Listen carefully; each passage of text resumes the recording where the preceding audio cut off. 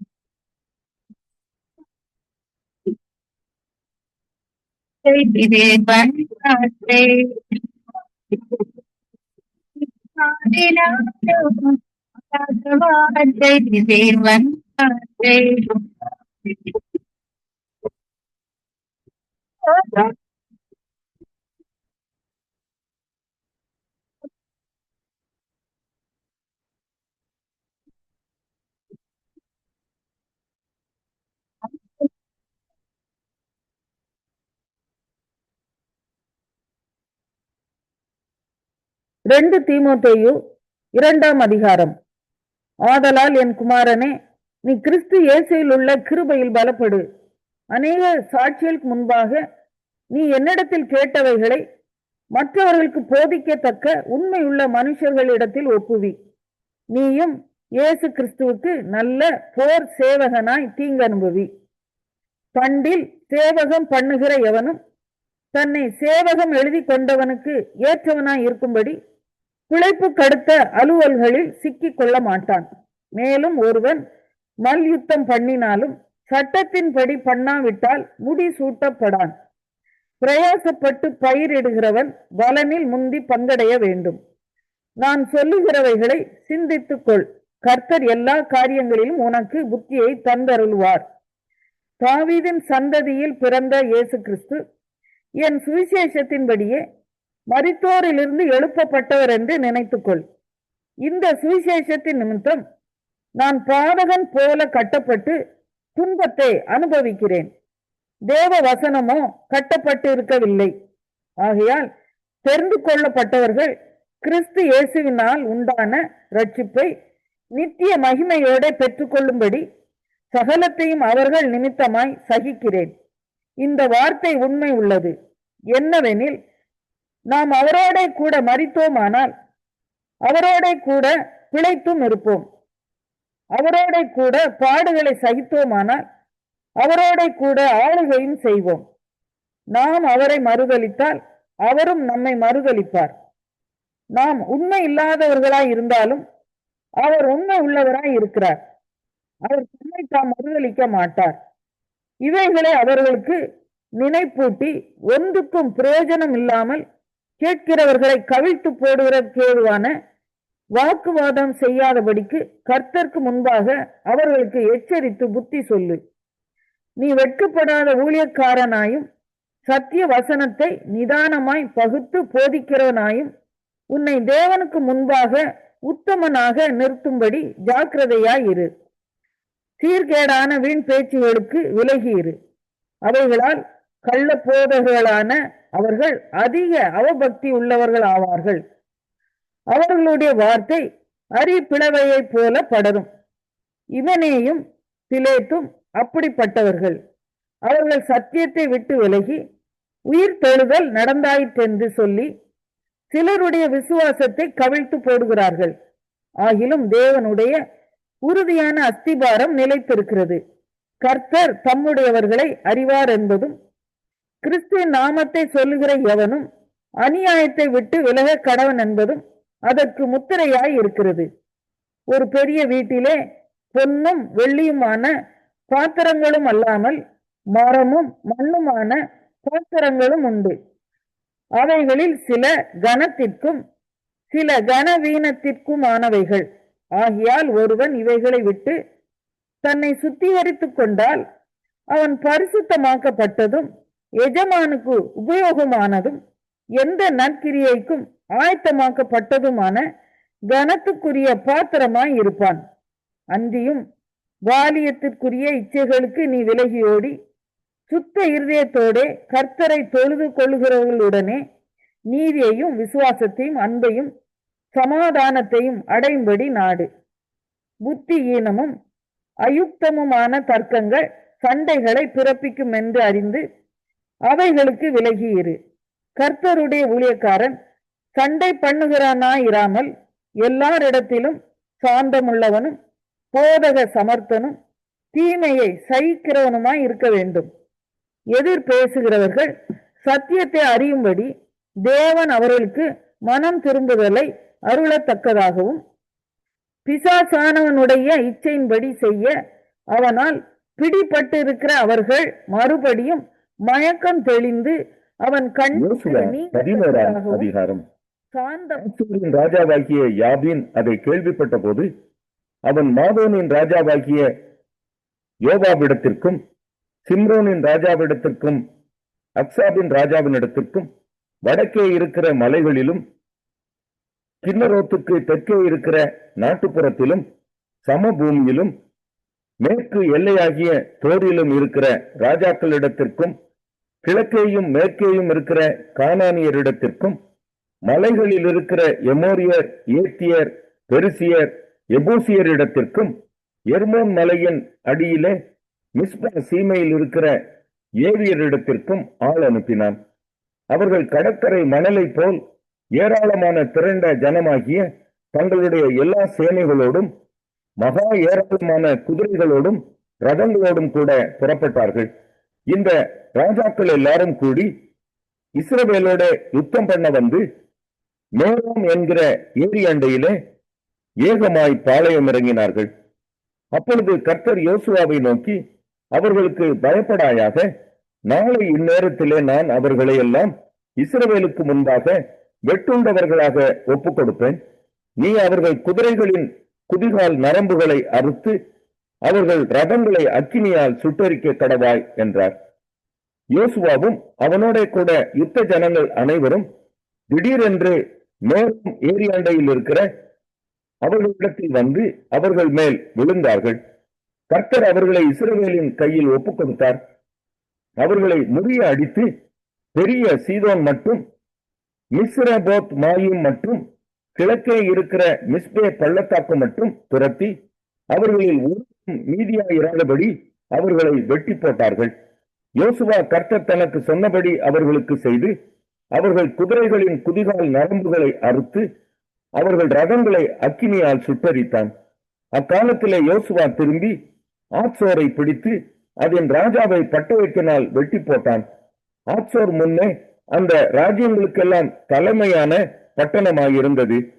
அதில் இருந்த நரஜீவன்களை எல்லாம் பட்டய கருக்கினால் வெட்டி சங்காரம் பண்ணினார்கள். சுவாசம் உள்ளது ஒன்றும் மீதியானதில்லை. ஆத்சோரையோ அக்கினியால் சுட்டரித்தான். அந்த ராஜாக்களுடைய எல்லா பட்டணங்களையும் அவைகளுடைய எல்லா ராஜாக்களையும் யோசுவா பிடித்து பட்டய கற்கினால் வெட்டி கர்த்தருடைய தாசனாகிய மோசே கட்டளையிட்டபடி அவர்களை சங்காரம் பண்ணினான். அவர்களும் தங்கள் இருந்த பட்டணங்களை எல்லாம் இஸ்ரவேலர் சுட்டரித்து போடாமல் வைத்தார்கள். ஆத்சோரை மாத்திரம் யோசுவா சுட்டரித்து போட்டான். அந்த பட்டணங்களில் உள்ள மிருக ஜீவன்களையும் மற்ற கொள்ளை பொருள்களையும் இஸ்ரவேல் புத்திரர் தங்களுக்கென்று எடுத்துக்கொண்டார்கள். ஆனாலும் எல்லா மனுஷரையும் அழித்து தீர் மட்டும் அவர்களை பட்டய கருக்கினால் வெட்டி போட்டார்கள். சுவாசம் உள்ள ஒன்றையும் அவர்கள் மீதியாக வைக்கவில்லை. கர்த்தர் தமது தாசனாகிய மோசேக்கு எப்படி கட்டளையிட்டிருந்தாரோ அப்படியே மோசே யோசுவாவுக்கு கட்டளையிட்டிருந்தான். அப்படியே யோசுவா செய்தான். அவன் கர்த்தர் மோசேக்கு கட்டளையிட்டதில் ஒன்றையும் செய்யாமல் விடவில்லை. இந்த பிரகாரமாக யோசுவா சேயீருக்கு ஏறி போகிற ஆலாக் மலை துவக்கி லீபனோனின் பள்ளத்தாக்கில் எர்மோன் மலை அடியில் இருக்கிற பாகால் காத் மட்டுமுள்ள அந்த முழு தேசமாகிய மலைகளையும் தென் தேசம் யாவையும் கோசேன் தேசத்தையும் சமனான பூமியையும் நாட்டையும் இஸ்ரவேலின் மலைகளையும் அதன் சம பூமியையும் பிடித்து கொண்டு அவர்களின் ராஜாக்களை எல்லாம் பிடித்து அவர்களை வெட்டி கொன்று போட்டான். யோசுவா நெடுநாளாய் அந்த ராஜாக்கள் எல்லாரோடும் யுத்தம் பண்ணினான். கிபியோனின் குடிகளாகிய ஏவியரை தவிர ஒரு பட்டணமும் இஸ்ரவேல் புத்திரரோட சமாதானம் பண்ணவில்லை. மற்றெல்லா பட்டணங்களையும் யுத்தம் பண்ணி பிடித்தார்கள். யுத்தம் பண்ண இஸ்ரவேலுக்கு எதிராக வரும்படிக்கு அவர்களுடைய இருதயம் கடினமானதும், இப்படியே அவர்கள் பேரில் இரக்கம் உண்டாகாமல் கர்த்தர் மோசேக்கு கட்டளையிட்டபடி அவர்களை அழித்து சங்காரம் பண்ணினதும் கர்த்தரால் வந்த காரியமாயிருந்தது. அக்காலத்திலே யோசுவா போய் மலை தேசமாகிய எபிரோனிலும் கெபீரிலும் ஆனாவிலும் யூதாவின் சகல மலைகளிலும் இஸ்ரவேலின் சகல மலைகளிலும் இருந்த ஏனாக்கியரை நிக்கிரகம் பண்ணி அவர்களை அவர்கள் பட்டணங்களோடும் கூட சங்கரித்தான். இஸ்ரவேல் புத்திரரின் தேசத்தில் ஏனாக்கியர் ஒருவரும் மீதியாக வைக்கப்படவில்லை. காசாவிலும் காத்திலும் அஸ்தோத்திலும் மாத்திரம் சிலர் மீதியாயிருந்தார்கள். அப்படியே யோசுவா கர்த்தர் மோசேயினிடத்தில் சொன்னபடியெல்லாம் தேசம் அனைத்தையும் பிடித்து அதை இஸ்ரவேலருக்கு அவர்கள் கோத்திரங்களுடைய பங்குகளின்படியே சுதந்திரமாக கொடுத்தான். யுத்தம் 2 அதிகாரம். ஆதலால் என் குமாரனே, நீ கிறிஸ்து இயேசுவில் உள்ள கிருபையில் பலப்படு. அநேக சாட்சிகளுக்கு முன்பாக அப்போஸ்தலனாகிய பவுல் கேட்டவைகள் தீமோத்தேயுவுக்கு எழுதின 2ஆம் நிருபம் 1ஆம் அதிகாரம். கிறிஸ்து இயேசுவினால் உண்டாயிருக்கிற ஜீவனை பற்றிய வாக்கு தத்தத்தின்படி தேவனுடைய சித்தத்தினாலே இயேசு கிறிஸ்துவின் அப்போஸ்தலனாய் இருக்கிற பவுல் பிரியமுள்ள குமாரனாகிய தீமோத்தேயுவுக்கு எழுதுகிறதாவது, பிதாவாகிய தேவனாலும் நம்முடைய கர்த்தராகிய கிறிஸ்து இயேசுவினாலும் கிருபையும் இரக்கமும் சமாதானமும் உண்டாவதாக. நான் இரவும் பகலும் இடைவிடாமல் என் ஜபங்களில் உன்னை நினைத்து உன் கண்ணீரை ஞாபகம் பண்ணி சந்தோஷத்தால் நிறையப்படும்படிக்கு உன்னை காண வாஞ்சையாயிருந்து உன்னில் உள்ள மாயமற்ற விசுவாசத்தை நினைவு கூறுகிறதினால் என் முன்னோர்கள் முதற்கொண்டு சுத்த மனசாட்சியோடு ஆராதித்து வரும் தேவனை நான் ஸ்தோத்தரிக்கிறேன். அந்த விசுவாசம் முந்தி உன் பாட்டியாகிய லோவிசாளுக்குள்ளும் உன் தாயாகிய ஐனிகேயாளுக்குள்ளும் நிலைத்திருந்தது. அது உனக்குள்ளும் நிலைத்திருக்கிறது என்று நிச்சயித்திருக்கிறேன். இது நிமித்தமாக நான் உன்மேல் என் கைகளை வைத்ததினால் உனக்கு உண்டான தேவ வரத்தை நீ அனல் மூட்டி எழுப்பி விடும்படி உனக்கு நினைப்பூட்டுகிறேன். தேவன் நமக்கு பயமுள்ள ஆவியை கொடாமல் பலமும் அன்பும் தெளிந்த புத்தியுள்ள ஆவியையே கொடுத்திருக்கிறார். ஆகையால் நம்முடைய கர்த்தரை பற்றிய சாட்சியை குறித்தாவது அவர் நிமித்தம் கட்டப்பட்டிருக்கிற என்னை குறித்தாவது நீ வெட்கப்படாமல் தேவ வல்லமைக்கேற்றபடி சுவிசேஷத்திற்காக என்னோட கூட தீங்கு அனுபவி. அவர் நம்முடைய கிரியைகளின்படி நம்மை ரட்சிக்காமல் தம்முடைய தீர்மானத்தின்படியும் ஆதி காலம் முதல் கிறிஸ்து இயேசுக்குள் நமக்கு அருளப்பட்ட கிருபையின்படியும் நம்மை ரட்சித்து பரிசுத்த அழைப்பினாலே அழைத்தார். நம்முடைய இரட்சகராகிய இயேசு கிறிஸ்து பிரசன்னமானதினாலே அந்த கிருபை இப்பொழுது வெளிப்படுத்தப்பட்டது. அவர் மரணத்தை பரிகரித்து ஜீவனையும் அழியாமையையும் சுவிசேஷத்தினாலே வெளியரங்கமாக்கினார். அதற்கு நான் பிரசங்கியாகவும் அப்போஸ்தலனாகவும் புறஜாதியாருக்கு போதகனாகவும் நியமிக்கப்பட்டேன். அதின் நிமித்தம் நான் இந்த பாடுகளையும் அனுபவிக்கிறேன். ஆயினும் நான் வெட்கப்படுகிறதில்லை. ஏனென்றால் நான் விசுவாசித்திருக்கிறவர் இன்னார் என்று அறிவேன். நான் அவரிடத்தில் ஒப்பு கொடுத்ததை அவர் அந்நாள் வரைக்கும் காத்து கொள்ள வல்லவராய் இருக்கிறார் என்று நிச்சயித்தும் இருக்கிறேன். நீ கிறிஸ்து இயேசுவை பற்றும் விசுவாசத்தோடும் அன்போடும் என்னிடத்தில் கேட்டிருக்கிற ஆரோக்கியமான வசனங்களின் சட்டத்தை கை கொண்டிரு.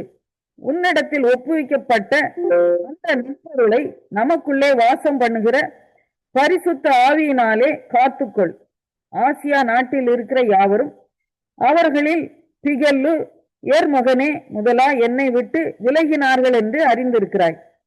ஒனேசி போருவின் வீட்டாருக்கு கர்த்தர் இரக்கம் கட்டளையிடுவாராக. அவன் அநேகந்தரம் என்னை இளைப்பாற்றினான். என் விலங்கை குறித்து அவன் வெட்கப்படவும் இல்லை. அவன் ரோமாவில் வந்திருந்த போது அதிக ஜாக்கிரதையாய் என்னை தேடி கண்டுபிடித்தான். அந்நாளிலே அவன் கர்த்தரிடத்தில் இரக்கத்தை கண்டடையும்படி கர்த்தர் அவனுக்கு அனுக்கிரகம் செய்வாராக. அவன் ஏசாயா செய்த 15ஆம் அதிகாரம். மோவாபின் பாரம். இரவிலே மோவாபில் உள்ள என்னும் பட்டணம் பாழாக்கப்பட்டது. அது சங்காரமாயிற்று. இரவிலே மோவாபில் உள்ள கீர் என்னும் பட்டணம் பாழாக்கப்பட்டது. அது சங்காரமாயிற்று. அழும்படி மேடைகளாகிய பாயத்துக்கும் தீபோனுக்கும் போகிறார்கள். நேபோவின் நிமித்தமும் நெதேபாவின் நிமித்தமும் மோவாப் அலறுகிறது. அவர்களுடைய தலைகளெல்லாம் மொத்தம் அடித்திருக்கும், வீடுகளெல்லாம் சத்தரித்திருக்கும். அதன் வீதிகளில் இரட்டை கட்டிக்கொண்டு எல்லாரும் அதன் வீடுகள் மேலும் அதன் தெருக்களிலும் அலறி அழுது கொண்டிருக்கிறார்கள். எஸ்போன் ஊராரும் இளையாலே ஊராரும் கூக்குரல் இடுகிறார்கள். அவர்கள் சத்தம் யாதோஸ் மட்டும் கேட்கப்படுகிறது. ஆகையால் மோவாபின் ஆயுத பாணிகள் கதறுகிறார்கள். அவன் அவனுடைய ஆத்மா அவன் அவனில் கிளேசப்படுகிறது. என் இருதயம் மோவாபின் நிமித்தம் ஓலமிடுகிறது.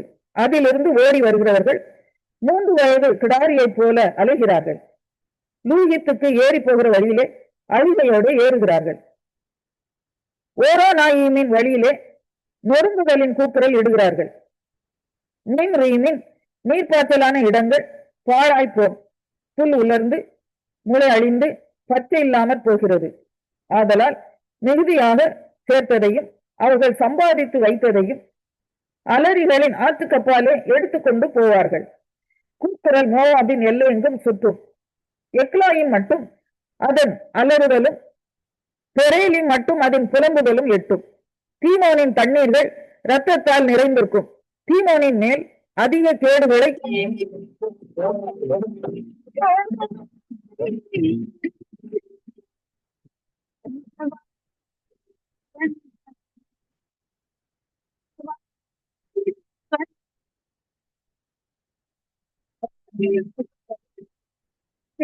எழுதின 2ஆம் நிருபம் 1ஆம் அதிகாரம். கிறிஸ்து இயேசுவினால் உண்டாயிருக்கிற ஜீவனை பற்றிய வாக்கு தத்தத்தின்படி தேவனுடைய சித்தத்தினாலே இயேசு கிறிஸ்துவின் அப்போஸ்தலனாய் இருக்கிற பவுல் ஏசாயா பிரியமுள்ள 15ஆம் அதிகாரம். மோவாபின் பாரம். இரவிலே மோவாபில் உள்ள என்னும் பட்டணம் பாழாக்கப்பட்டது. அது சங்காரமாயிற்று. இரவிலே மோவாபில் உள்ள கீர் என்னும் பட்டணம் பாழாக்கப்பட்டது. அது சங்காரமாயிற்று. அழும்படி மேடைகளாகிய பாயத்துக்கும் தீபோனுக்கும் போகிறார்கள். நேபோவின் நிமித்தமும் நெதேபாவின் நிமித்தமும் மோவாப் அலறுகிறது. அவர்களுடைய தலைகளெல்லாம் மொத்தம் அடித்திருக்கும், வீடுகளெல்லாம் சத்தரித்திருக்கும். அதன் வீதிகளில் இரட்டை கட்டிக்கொண்டு எல்லாரும் அதன் வீடுகள் மேலும் அதன் தெருக்களிலும் அலறி அழுது கொண்டிருக்கிறார்கள். எஸ்போன் ஊராரும் இளையாலே ஊராரும் கூக்குரல் இடுகிறார்கள். அவர்கள் சத்தம் யாதோஸ் மட்டும் கேட்கப்படுகிறது. ஆகையால் மோவாபின் ஆயுத பாணிகள் கதறுகிறார்கள். அவன் அவனுடைய ஆத்மா அவன் அவனில் கிளேசப்படுகிறது. என் இருதயம் மோவாபின் நிமித்தம் ஓலமிடுகிறது. அதிலிருந்து ஓடி வருகிறவர்கள் 3 வயது கிடாரியைப் போல அலைகிறார்கள். லூகித்துக்கு ஏறி போகிற வழியிலே அழுகையோடு ஏறுகிறார்கள். ஓரோ நாயிமின் வழியிலே நொறுங்குதலின் கூக்குரல் இடுகிறார்கள். நிம்ரீமின் நீர்ப்பாய்ச்சலான இடங்கள் பாழாய்ப்போம். புல் உலர்ந்து முளை அழிந்து பச்சை இல்லாமற் போகிறது.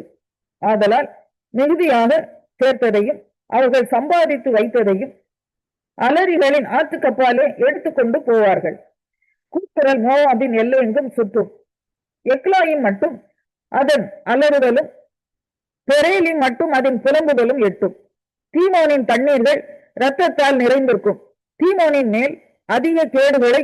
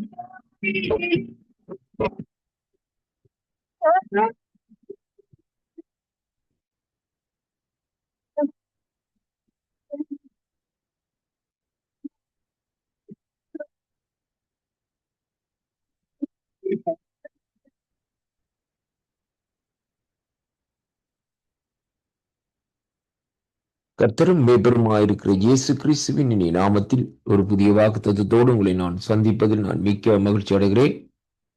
இந்த காலை வேளையிலும் 25ஆம் தேதி 5ஆம் மாசம் 2025ஆம் ஆண்டு ஞாயிற்றுக்கிழமை.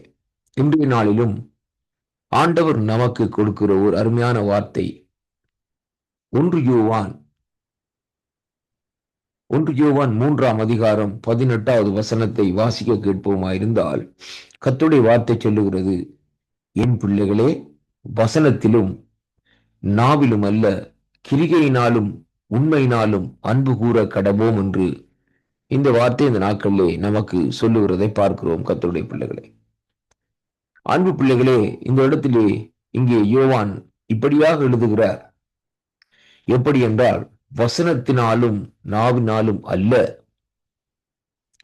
கிரிகையினாலும் உண்மையினாலும் அன்பு கூற வேண்டும் என்பதை குறித்து அவர் தெளிவாக இந்த இடத்திலே சொல்லுகிறதை பார்க்கிறோம். இன்றைக்கு அநேகருடைய வாழ்க்கையிலே இன்றைக்கு நாங்கள் பார்க்கிற வேளையிலே வசனத்தை பேசுகிறார்கள், நாவினாலே இந்த நாட்களில் சில காரியங்களை சொல்லுகிறார்கள், இதை செய்வோம் என்று சொல்லி இந்த நாட்களிலே சொல்லுகிறார்கள்.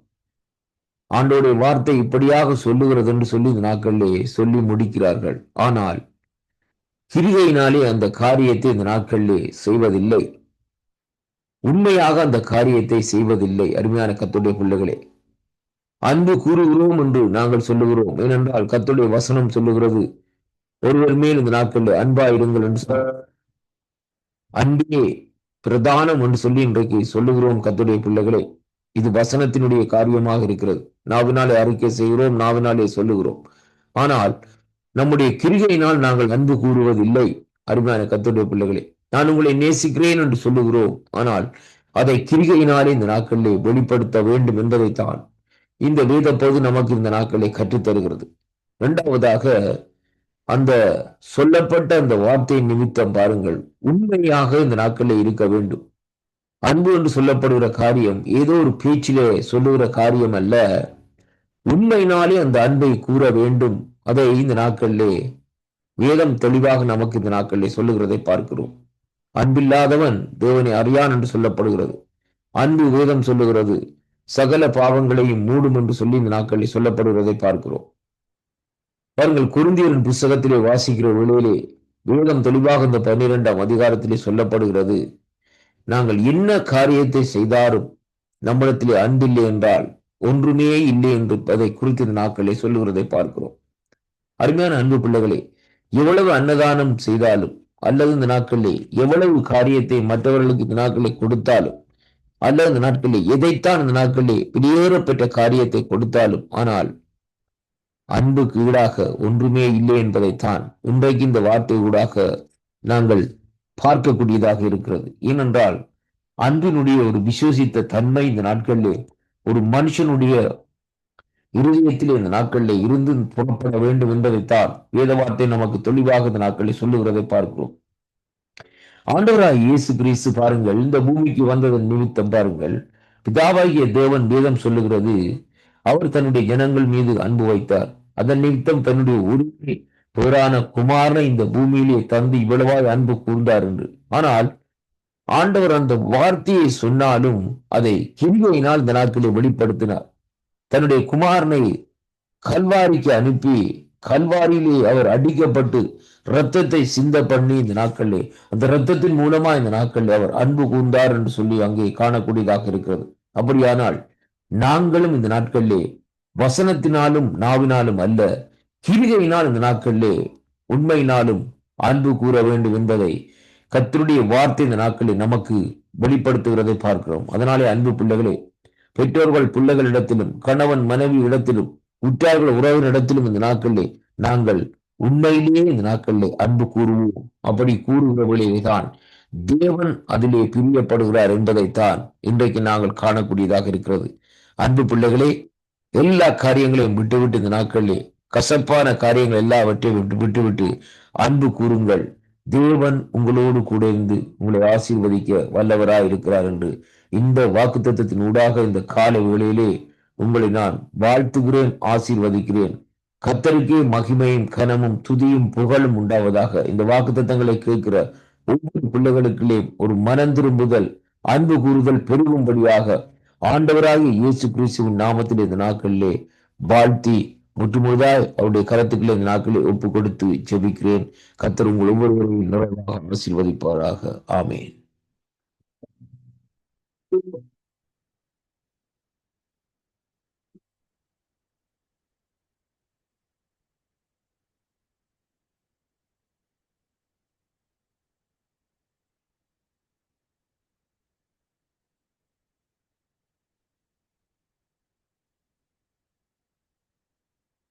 சங்கம்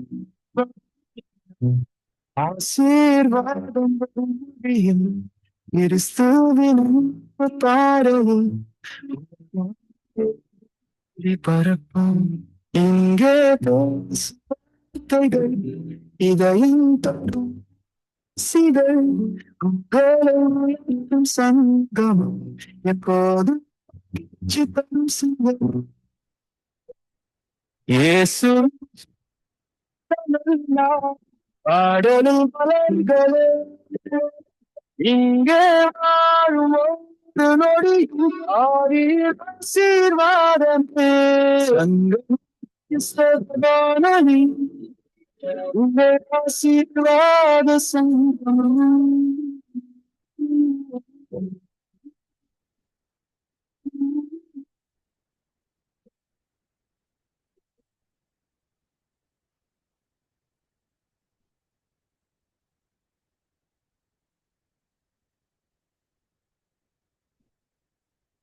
சங்கமம் கிறிஸ்தவ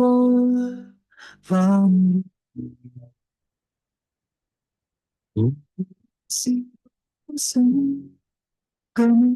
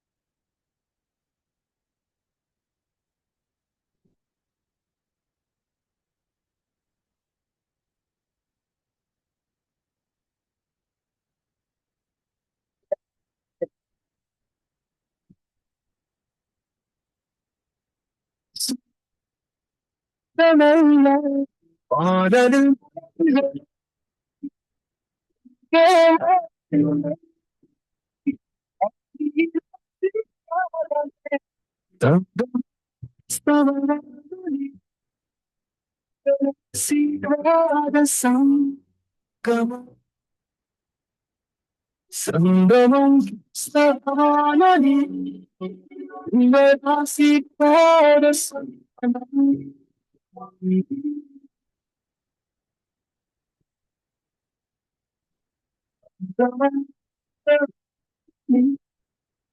உங்கள் ஆசீர்வாத சங்கமம்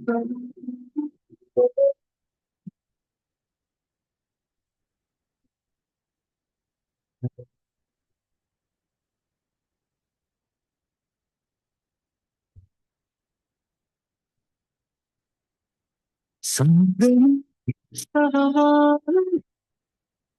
உங்கள் ஆசீர்வாத சங்கமம்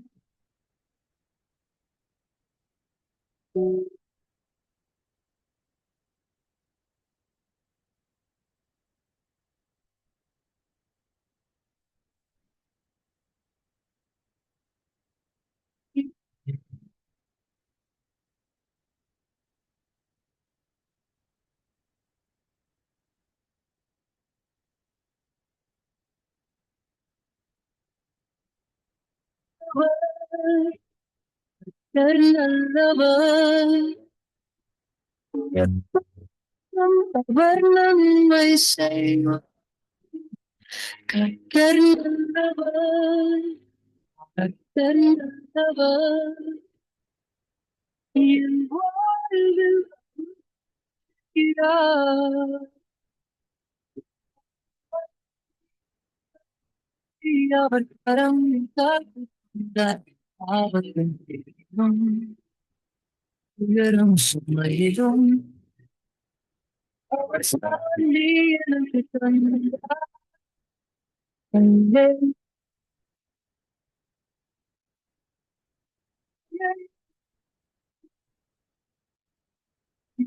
இரவை காக்கும்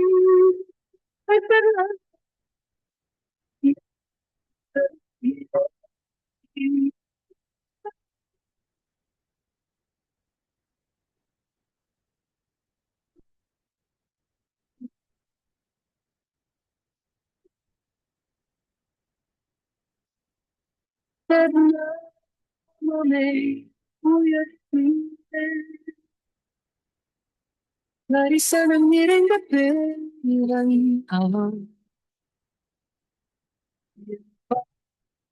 மன்னிப்பு வார்த்தை தருகிறார். கர்த்தர் எப்போதும் நன்மை செய்கிறார்.